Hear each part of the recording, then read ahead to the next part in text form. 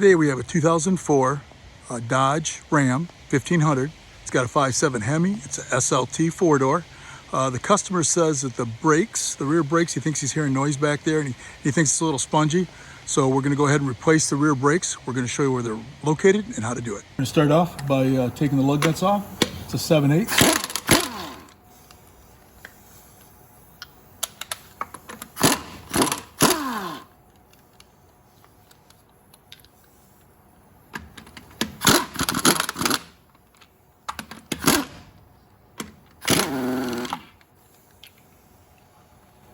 Truck's got like 250 on it, so the lug nuts are kind of wore out. So this is stuck. Oh, there it goes. Okay, and I left this on because I don't want the thing dropping in my lap, or in case I got to hit it with something of bigger persuasion. On this right here, we have two 10s that are actually holding the caliper on. This one right here, and this one right there. We're going to actually take both of these off. It looks like it still has some pads on it, but what it is I think the slide pins aren't moving. That's why he's having little problems with his back brakes. So we'll remove these.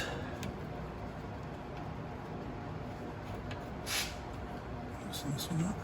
This one you got to have a shorter one on there, otherwise you'll get stuck against the spring there.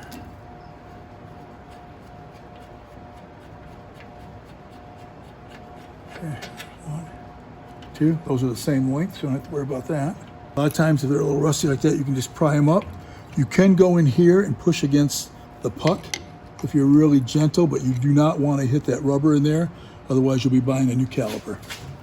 So we'll just do it this way. It seems to be coming off good enough. Well, for a rusty car with 250,000 on it anyway. Okay, at this point I'm going to go in there right there, like I said, and push against that. Put a little pressure on it.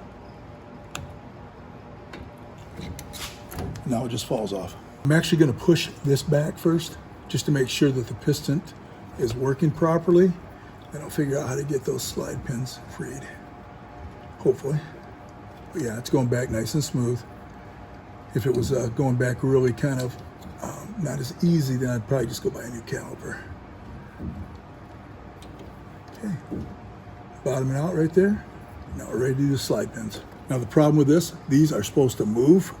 And of course, I don't think they've ever been greased. So it's just kind of locked in place. So I'm actually going to get a pair of vice grips, put it here, and a hammer, and tunk it and see if I can get it to move. I just sprayed a little lubricant on it. Hopefully it'll help, but I don't know. You can't really put heat to it. So I put a pair of vice grips there. These are supposed to slide. Oh yeah, good. It's moving a little. Thank goodness. Sometimes you got to hit it with a hammer. Okay, there's one. Life is good. Do the other one. Just trying to get the best angle at this thing. And sometimes if you can't get it to move like this, you got to take a hammer. Oh, that wasn't that bad at all. Okay, now I'm going to take it to a grinder or something and clean this up. It won't really do any good to run a file through that because it's rubber in there. I'll still do it just to get any extra debris out of there, but we'll lube it up good and get it so it's sliding back and forth properly. You can see how corroded this one was. That's why they're not moving. I cleaned up the best I could with a wire brush and that, or whatever you happen to have at the time. But you want it that clean, and we're going to lube it up, and then hopefully it should slide properly.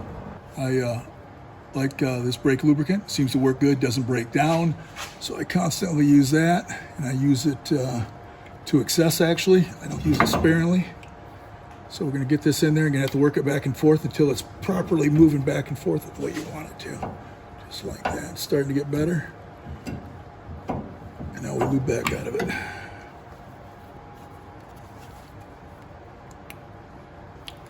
Yeah, I have to go find another tube.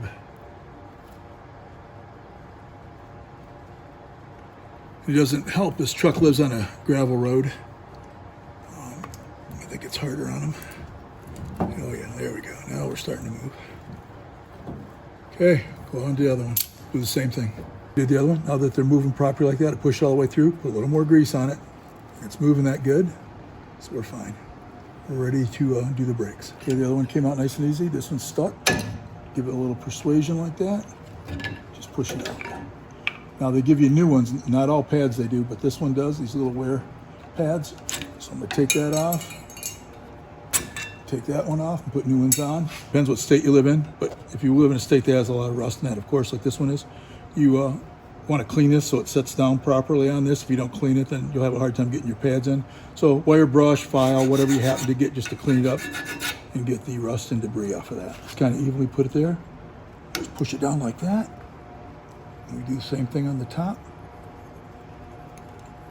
See, it's got that little tab there on that side and that side. Just line it up in between. Just push it up into position, just like that.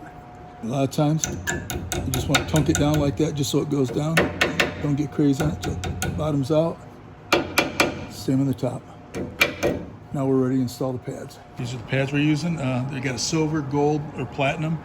These seem to be, limited lifetime warranty, as good as OEM specs. So we're just going to run with those, use them a lot, and never had any problems yet. So we're going to use these. You just double check them real quick. They look exactly the same, so they're ready to install. Start sliding them in like that. Sometimes you got to pull out right there so it gets past this. Same thing on the top, just pull, and she should slide right in, just like that. Take it like that, put it in there, push it down, make sure this is all the way up. And you got to pull this out just a hair so it gets flat like that. Just like that. I like to use this disc brake quiet. It just helps against squeaks. Almost done. Hopefully I got enough to do this last car. That side. Turn around and do that side. I'm going to clean that off with brake clean. Install the caliper. Push that all the way to the back and slide the pins over until it hits. Put our bolts in. Let's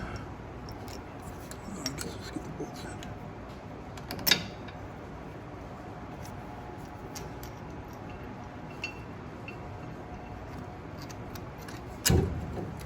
Just got to wiggle it around right there until you can feel it start. That dropped in right away. Just wiggle it. You feel it start. Just got to push it in a little more. Oh yeah, there it is right there. Okay, now we'll get it, tighten it up. We'll just tighten these down. That one's snug enough. The bottom one.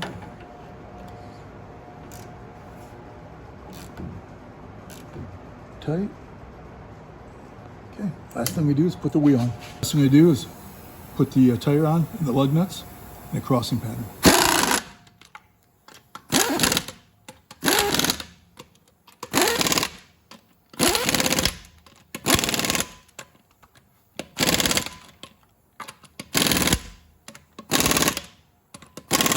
We get it on the ground, we're going to check it with a torque wrench.